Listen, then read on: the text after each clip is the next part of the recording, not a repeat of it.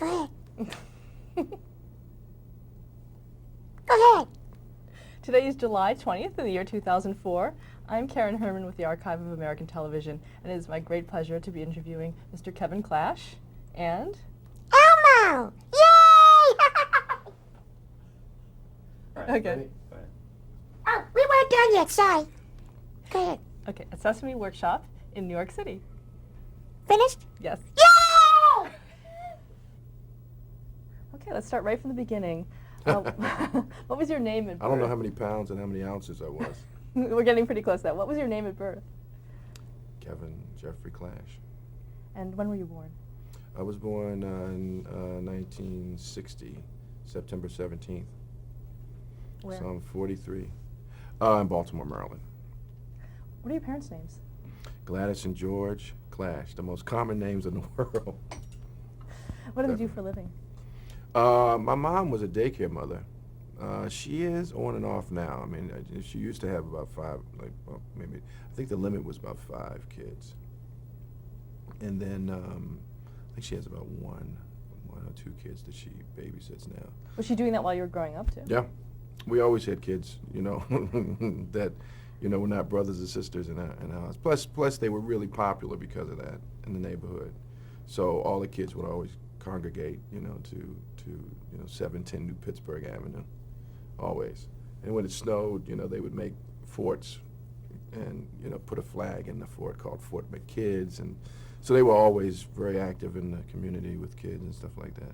Did your mom have a certain style to her child care?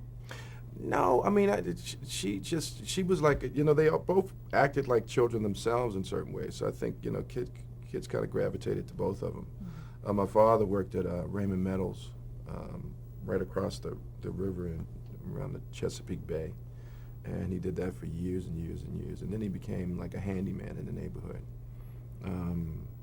But he also helped me build my first puppet stage and drove me around to my shows and stuff like that. What do you think you inherited from your parents?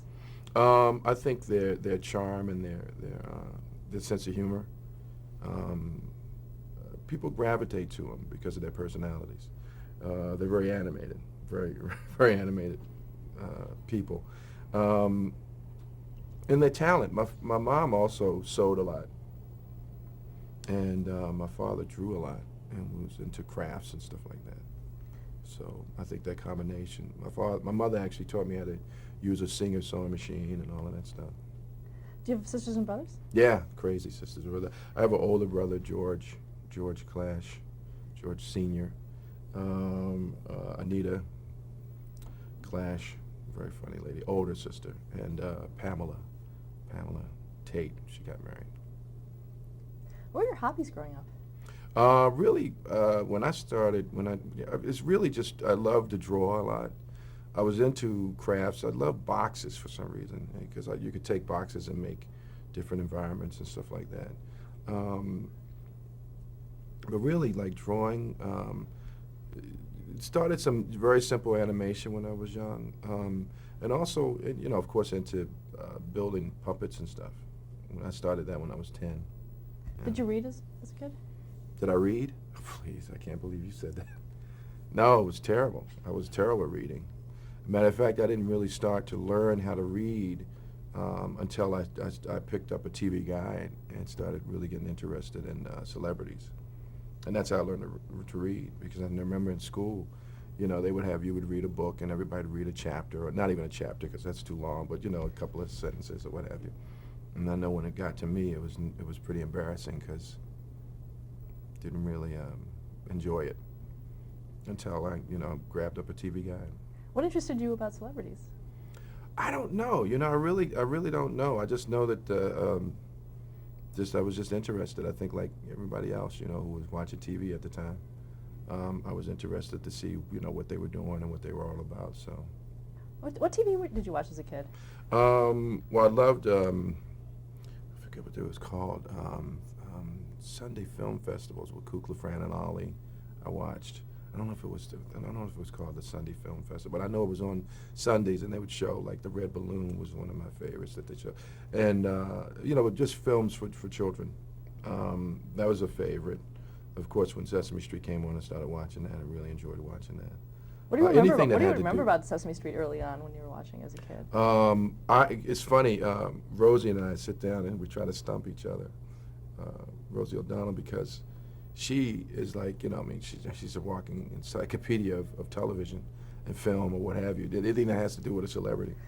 But Sesame Street, she just floored me, with her, remembrance of things, and so we would try to stump each other because I remember a lot too. I mean, I remember a song that Ernie and Bert sang called "I Refuse," which was, of course, Ernie trying to get Bert to sing, and in doing that, Bert started singing "I Refuse," and so it became this big production number. There was a song that was called "I Nearly Missed a Rainbow." It's just, I mean, and that's from like the mid '70s. Those songs, my favorite. I even remember seeing Ernie and Bert singing that with one of those big not a baby grand, but the piano that sits up. They performed that song "I Refuse" on the Grammys one year, which was back in the '70s. I just remember watching it and really trying to be glued to the TV to really see how the puppets were built. What about the people aspect of the show? Did that interest you at all, or was it? I really was the puppets? definitely in love with Sonia, with Maria. I mean, she was a very sexy lady, very, very attractive lady. Matter of fact, I liked it better when she was not with David all the time. No, I thought the show was phenomenal. I mean, the whole putting this magical place in a realistic, inner city, where the puppets really popped out and stuff like that. The magic was there and everything, and how, how they kind of the Muppets and the cast really worked really well together. Kind of like the way Star Wars was, where it wasn't, either one wasn't surprised with each other. It was just a normal thing, to see R2-D2 walking with Skywalker or something like that. It was kind of like that on Sesame Street, where Susan and Gordon would see Ernie and Bert, or Snuffy or Big Bird walking down the street, and it was just like an everyday thing. So that was really fun, and then also the aspect of all the different races, communicating and getting along also. Do you remember the first time that you became interested in puppetry? What attracted you to it? I really don't know. I know that I went back and forth with drawing and building, and I don't know. I think one of the reasons I was very shy when I was young. When I would go, my mom would say, go and get some bread down the street or what have you. If people were coming that way, I'd duck and try to go another way to get there. I think I wanted to, in some ways go into this fantasy world with these puppets and stuff like that. So I started building, I think one of my first puppets was like a Mickey Mouse finger puppet. And then from there, started going to hobby shops. My mom would take me to hobby shops, and we'd buy fake fur and felt and styrofoam balls and whatever I could find to build a puppet. And then I would utilize some of our clothes, even that that my mom was either going to throw away or what have you. I'd put a shirt on a puppet or something like that. So I mean, I really started getting into it. I think really because of watching Kukla Fran and Sesame Street, really wanting to build puppets at that point. Not really knowing if I would perform with them or not. Did your puppets have a certain look? I mean, at the beginning, of course, I was just mimicking. I was just, trying to build something that I saw from Sesame, or, I didn't really build Kukla Fran and Ollie puppets. I really went right into, just as soon as I saw, a Muppet, I really started building that way, or trying to anyway, the way I could do it without really being at the shop or something like that. So it really started, I think I went right into it, just building. And then actually I started performing it in local, we had like a recreation hall not too far away from the house. And I remember there was a lady who was actually selling candy out of her house. And I thought, well, this is a great way to get an audience and buy some candy and sway the kids off the playground to come in and watch the show.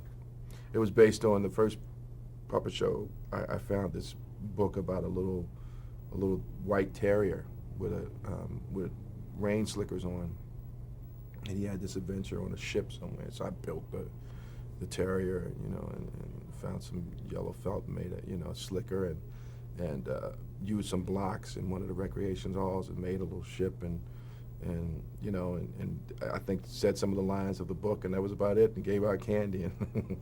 How'd it go over? Well, they enjoyed the candy. I know that, but I don't know if they enjoyed the show or not. Was that something when, as a sort of a child puppeteer, where your peers, how did your peers react to that? Well, when I started going to high school and stuff like that, and I was still doing puppets, and because I was at that point I was doing like little shows around the area and stuff like that. I got teased, you sleep with your puppets, blah blah blah, and all that stuff. So, I mean, it wasn't until I really got into high school and started. I met a guy who became a friend of mine. His name was Tony Bartee, and at that point I started building puppets from the music of the day. Earth, Wind, and Fire was happening at the time. So, and then the commercials. I would utilize that to put in my shows and stuff, and also then utilizing friends as far as seeing personality and saying that guy would actually be a good puppet, first. So I actually built a puppet called Bartee that was based on Tony Bartee. I built a puppet called Skylo, and this guy that was like very, very popular at the time, when I was going to school. Afros were in, like huge, to the point they would get so big that they would fall in the middle. And I couldn't grow one. But Skylo was this very popular guy because his hair could do that. And I built this puppet on Skylo, this guy Skylo. That was, of course, his nickname. I can't even remember what his real name was, but I built this puppet, and actually it didn't look like him. It's interesting how I kind of based the characters on the personality instead of the look of the person, because the puppet that I made based on Skylar was really this really cool looking puppet with a mustache and a bald head, and he sang Lou Rawls songs. So I don't know where I got that from, but it came out at Skylar. And then Bartee, Tony was just a crazy guy. Just really crazy and funny jokester, and I remember finding this orange blanket and making up, the head out of this orange blanket, and I got my grandmother's old wig, which was this gray peppered wig, and put it on Bartee, and made like a dickie that was a white turtleneck, and found this old decrepit, really disgusting looking plaid navy blue and cream jacket, and I put that on him, and that became Bartee. And actually, Bartee is the one that really got me into television. It was the first character that I did for television, actually. But I mean, it was fun to utilize friends that way, and they were kind of flattered about it. The unfortunate thing with Skylo is that that Thursday, it was a Thursday, I thought about doing a puppet version of him. And that Monday, he had passed away. He drowned in the Chesapeake Bay with a friend of his. They thought there was a bridge being made, and they thought that they kind of dared each other to see who could get to the pillar of the bridge. And what happened is they got halfway there, and one panicked. I think it was Skylo panicked and pulled his friend down. They both drowned. So unfortunately, didn't get to see the puppet. But it was kind of a tribute to him.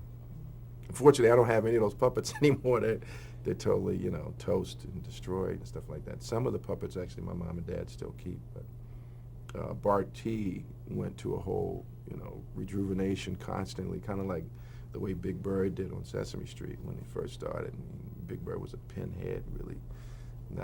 It looked like a wet chicken. And then, it evolved. So Bartee did that because of television too, because of, I had to keep rebuilding him because he wouldn't last for television. Well, talk about that. How did you get into television? Well, it was interesting. I started doing a lot of like heritage fair and city fairs and county fairs and all this stuff. And like I said, during, what I would take is what was happening at the time as far as music and commercials. So, Helen Reddy was out doing, her songs, You and Me Against the World, and so I made a skunk mother and her son, and it was You and Me Against the World. So I would do. How old were you at this time? I think I was in my teens at the time. I was probably, I was just getting into probably about 13. Yeah, probably about 13 or 14 years old. And there was the jingle, "I'm stuck on Band-Aids," because Band-Aids stuck on me. I mean, we all remember that. And then what happened is in my shows, I would do a song like Fire, from Earth, Wind, and Fire with two puppets doing the bump, because that was the dance at the time.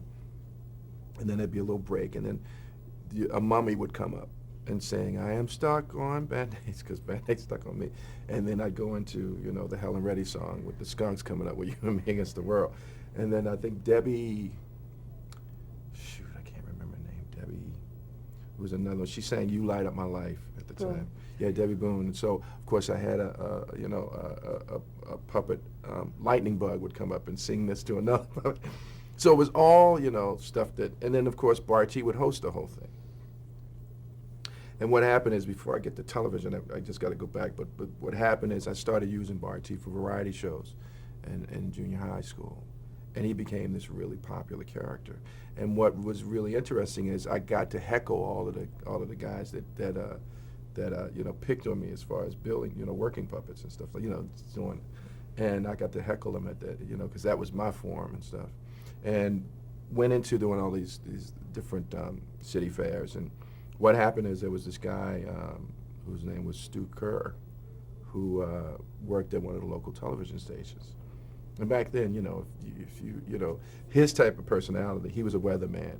Of course, he was good friends with Willard Scott, who was actually, the weatherman in Washington at the time, and they were really close friends. And actually, they both were swapping doing Bozo at the time. And Stu was a very, very well-known, very popular local personality, weatherman on Channel 2. And he had a show called Professor Cool's Fun School, where they bust in like Girl Scouts and Boy Scouts and stuff like that. And then he would play this professor, and then he had this witch that would come in and scare the kids sometimes. And there was games like, you remember there was a toy out that had like a hat, and there was a circle that was opened up, and you put your face inside of it, and there was a hand, a plastic hand, and then they there was a pie tin pie, and then you put whipped cream in it, and you I mean, it was a stupid thing, but you do that. And he had that, and you played a game, and you won a prize, and it was just like a fun thing that actually they shot on the weekend with a bunch of Girl Scouts and Boy Scouts. And he got tired of doing the show, and he was looking for another vehicle to do a new children's program. But what he would do is, he was such a well-known personality, he would go to all of these different local, all the different fairs and stuff like that, and you get to meet Stu Kerr, and then he would do a version of Professor Cool's Fun School with the kids there. And what happened is, I was actually doing the Heritage Fair, which is right not too far away from where I live. It was actually around where my high school was, in Dundalk, where I actually went to school at the time. And I was doing the show, and he saw it, and he watched it, and he loved it. And he asked me, did I want to, come in and audition for a new children's program? And I said, sure. And after that, I went in. My mom and dad drove me to the station with Barty. And we just a little one-on-one, just talking to each other on camera. And we hit it off. It really, really worked. And so what happened is I went in and started talking with, we started talking about what the show could be. It was a show called Caboose, where he played Stu, who actually ran this train station. It was called Whistle Stop Train Station.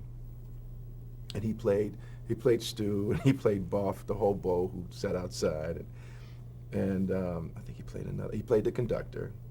It was this old guy. It was really funny. And then I did all the puppets. I built all the puppets. And Barty was like his sidekick.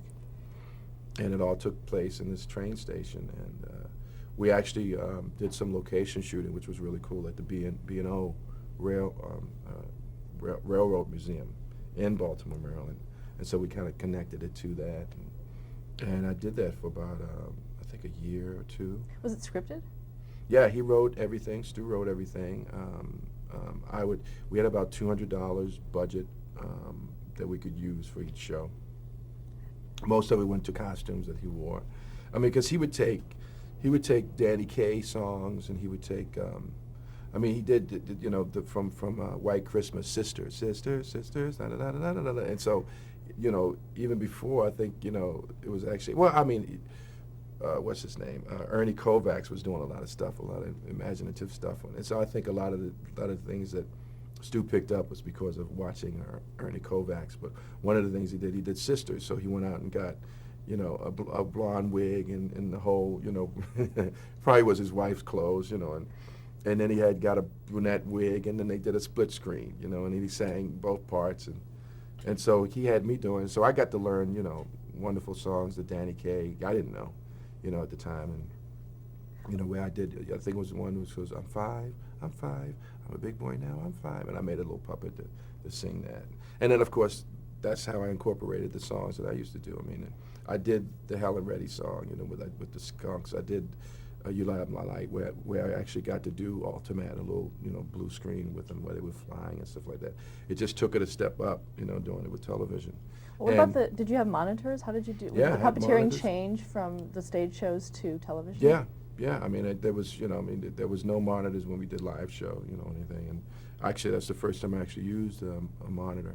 I didn't even know. I mean, I think I might have seen something behind the scenes with the Muppets at the time, because they were doing a lot of television at the time. I mean, Sesame Street was on, and they did some specials and stuff like that. But I picked it up somehow and started using, monitors and sticking scripts on the sides of the monitor and everything.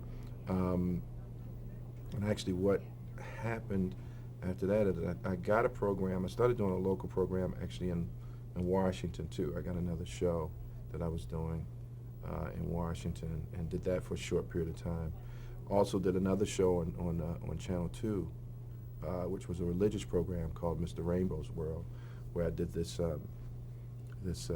dog, like a Afghan dog I built called Shinkle, which was, sometimes we did, like, we always prayed before, because it was all through the archdiocese, and I remember, a couple of times, instead of saying Shinkle, saying Tinkle, and, being very embarrassed about it in front of, all these religious people. But it was fun. It was a great learning experience. I didn't know how much I learned until I met Jim and Frank when I came up to actually audition for Jim.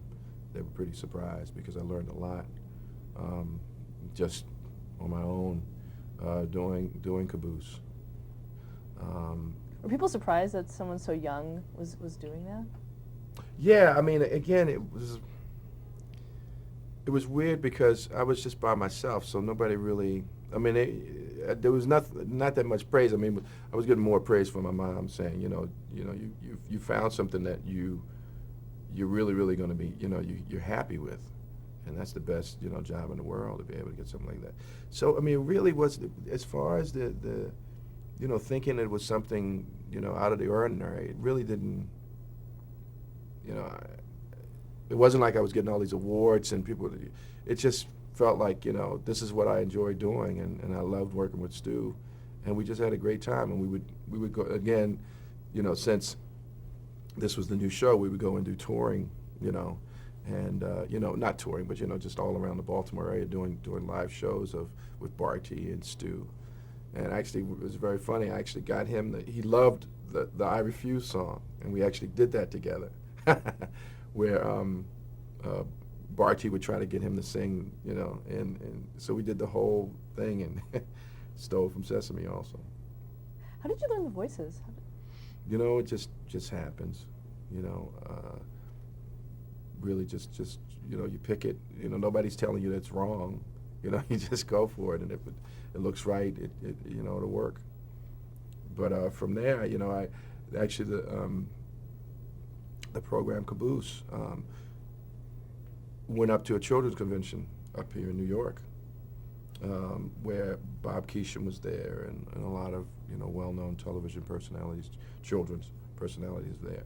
And so the director / producer of Caboose came up, and at that time, apparently Stu was in the service, was in the Army with Bob Keeshan. And they became pages at NBC at the same time also. And then Stu moved down to Baltimore and got married, and then started working at the local television station. And Bob Keeshan started doing Clarabelle for Buffalo Bob show, and then from there went into doing Captain Kangaroo. And so what happened is he would have Stu come up from Baltimore and do guest spots as different characters. And at the time I was doing Caboose, and so Stu said to Keeshan, listen, I got this young black kid in Baltimore, you know, it's a great puppeteer, would you like to, you know, see, you should probably try to use him on your show. Well, what happened is it came up, you know, they took some tapes up, and Keeshan saw the stuff that I was doing, and said, you know, I'd like to actually use him, you know, see. But at the time, I had saw a show called Call It Macaroni that was, you remember that show? The name. I know. It was funny. And it had nothing to do with what the whole concept was, because the concept was really cool. What they did is they took a little boy and a little girl, and they took them into meeting people in the industry, in any kind of industry. And what they would do is they would just spend the day with this professional person and learn about what they do. And lo and behold, Kermit Love, who was working with Jim at the time, who got hired by Jim because he was working with George Balanchine in the theater, and he was building these beautiful costumes, you know, costumes like people can get inside of, dancers could get inside of. And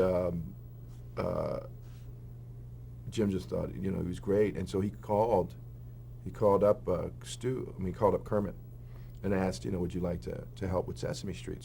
So actually, Kermit helped build, you know, build and design Snuffy and Big Bird, and yeah. Let's stop there to change the tape. Sure.